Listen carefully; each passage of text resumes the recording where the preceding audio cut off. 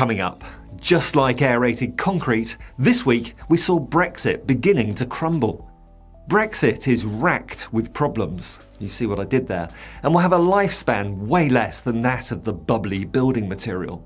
The UK is set to return to the European Union's flagship Horizon Science Research Programme, along with rejoining the EU's Copernicus Earth Observation Satellite Programme. These are both significant events that are part of a longer process of undoing Brexit, as even Sunak's Brexit-based government faces up to the fact that their Brexit is not fit for purpose. Stay tuned. I'd really appreciate it if you'd hit the like button, subscribe, and above all, share a link to this video with your social media contacts. Britain's membership of the European Horizon Science Programme was meant to be part of Boris Johnson's oven-ready post-Brexit trade deal back in 2020. But then, the untrustworthy Johnson and his dumbass sidekick, the whiskey salesman David Frost, threatened to rip up the treaty they'd just negotiated and ratified, as they hadn't bothered to read the trade provisions affecting Northern Ireland. The row caused by their arrogance, ignorance and stupidity, and the resulting loss of credibility on the British side, meant that the UK's continued membership of the Horizon programme was never actually ratified. Isolated post-Brexit Britain was suddenly cut off from funds supporting research projects on issues such as food and energy security, the climate crisis, and cures for terminal diseases. British scientists have been desperate to rejoin the programme, and many UK research programmes have suffered during the 3 years where funding has been cut off. But it's not just about funding. Those scientists know that Horizon is there to give Europe's scientific research community a critical mass to compare with that of the science superpowers, the United States and China. Advanced scientific research needs collaboration rather than competition. Britain's universities have been leaders of the pack, and they were among Horizon's principal beneficiaries. And the Horizon programme is a microcosm of the whole EU project, because the same principle applies to trade, the customs union, the single market for goods, people, services and capital. A united Europe forms a superpower that can compete with China and the United States, not just in science, but as an economic and social power. Outside of that, the UK is just an isolated, medium-sized country dreaming of its former glory. So rejoining Horizon isn't just about a science research programme. The deal reached this week is a reset moment for relations between the UK and the EU, even though many members of the current government were complicit in delivering this disastrous Brexit. European Commission President Ursula von der Leyen said this week, "The EU and UK are key strategic partners and allies, and today's agreement proves that point. We will continue to be at the forefront of global science and research." Nathalie Loiseau is a French MEP and one of the leaders of the UK-EU Parliamentary Partnership Assembly. She said the deal was a sign of a climate of restored trust. Prime Minister Rishi Sunak is never backwards in coming forwards to take the credit for fixing things that he and his party messed up in the first place, and the Horizon deal is no exception. Sunak is on record as saying that he was happy to remain outside the Horizon programme and for the UK to go it alone under his Plan B, leading to stop-start talks over Horizon membership, which have also been negatively affected by the UK acting pretty much like it did when it was a member of the EU, demanding discounts and other exceptions to the rules.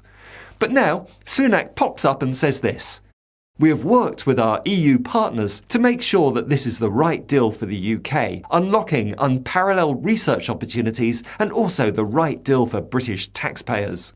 Which completely overlooks the fact that we were only frozen out of the Horizon programme by a combination of Brexit and incompetence for which he and the Tory party are responsible in the first place.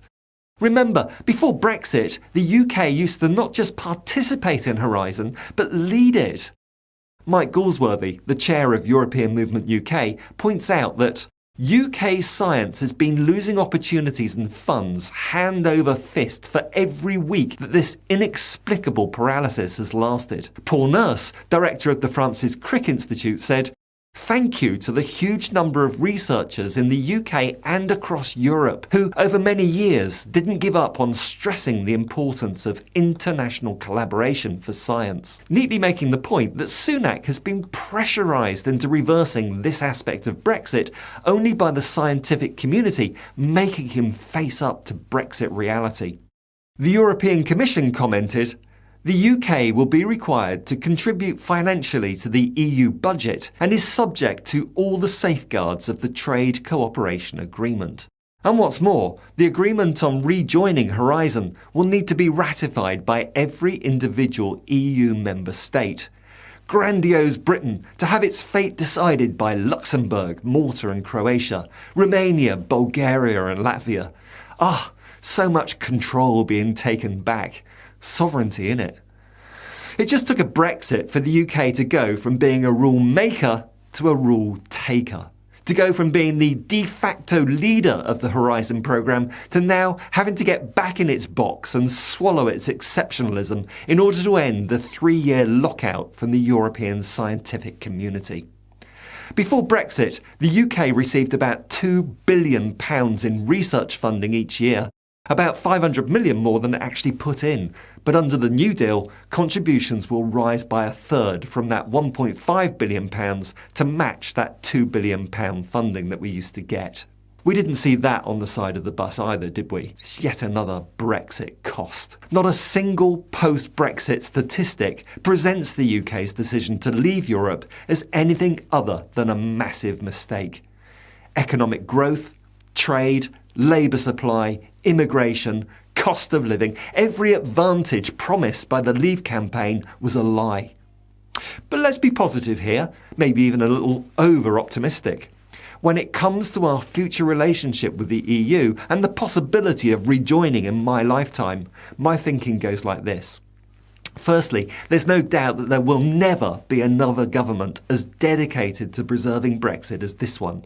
Remember, under Boris Johnson, no prospective parliamentary candidate for the Conservative Party was allowed to stand unless they pledged loyalty to the Brexit dogma. And all those who refused were kicked out on their arses.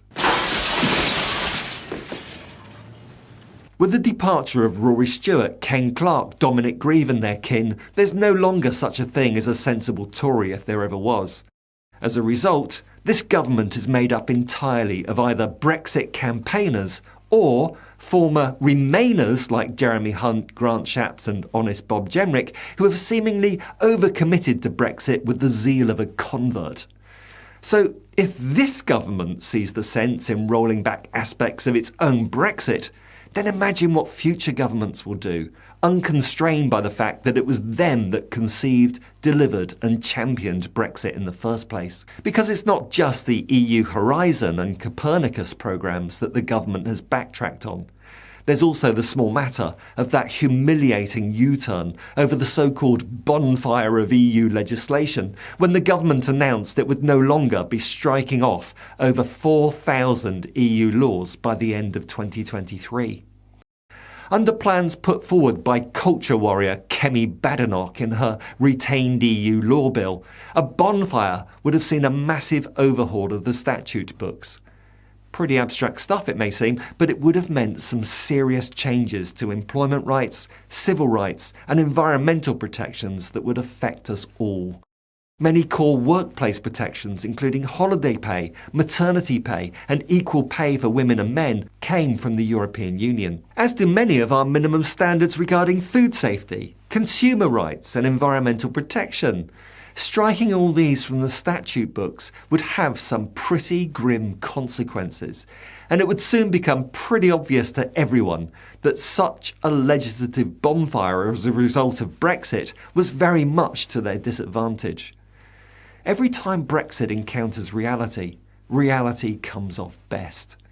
Over the coming months and years, especially following the eventual death of the current zombie government, prepare to watch this state of affairs repeat on an infinite loop that sees ever closer alignment to the EU and an eventual application to rejoin. And sure, I don't trust Keir Starmer on Brexit, but I do take hope that Labour's Shadow Foreign Secretary, David Lammy, can be relied on to stick to his promise to revise page by page the Brexit deal, including short-term travel, labour flexibility, border trade and regulatory standardisation. And of course it's not up to him, it's up to the EU whether the current deal can be renegotiated. But with a new government not invested in Brexit and committed to regulatory standardisation, it's only a matter of time before Brexit collapses like old aerated concrete. Or am I being too optimistic? Let me know what you think by leaving a comment below, and don't forget to hit that like button and subscribe to the channel.